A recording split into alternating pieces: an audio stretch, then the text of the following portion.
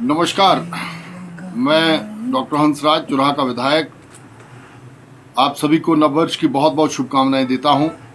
भगवान से, ईश्वर से यही कामना करता हूं कि ये जो अंग्रेजी का नववर्ष 2026 शुरू हो रहा है, इसमें हम सब की मनोकामनाएं पूर्ण हों। चंबा जो है वो बहुत खुशहाल हो, चुराह बहुत खुशहाल हो और इस हिमाचल में भी खुशहाली लौटे, पूरे भारत का भला हो, ऐसी कामनाएं हम 2026 के साल से करते हैं।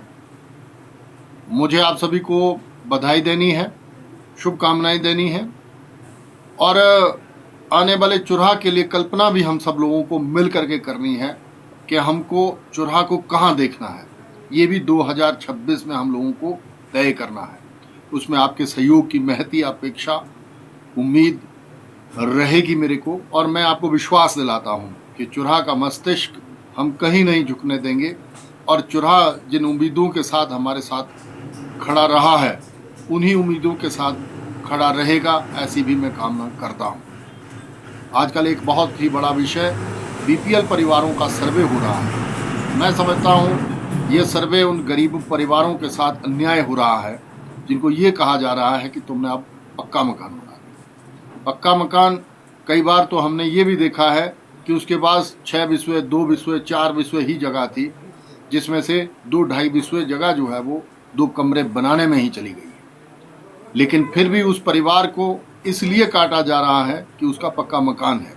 मुझे लगता है ये भी हमारे गरीब परिवारों के साथ अन्याय है। आप चिंता न करें, इस चुनौती को जो है वो हम स्वीकार करते हैं और आपके लिए जहां भी लड़ना पड़ेगा, चाहे जिस भी मंच से लड़ना पड़ेगा, हम लड़ेंगे और आपको न्याय दिला करके रहेंगे। ये भी मैं आपको आज के दिन कहना चाहूँगा। दूसरा विषय जो है वो एक महत्वपूर्ण ये उठा है कि कशमल जो कीमल है, उसका भी अवैध तरीके से सरकारी भूमि से व्यापक स्तर पर बहुत बड़ा कटान हो रहा है, जो चिंता का और निंदा का विषय है।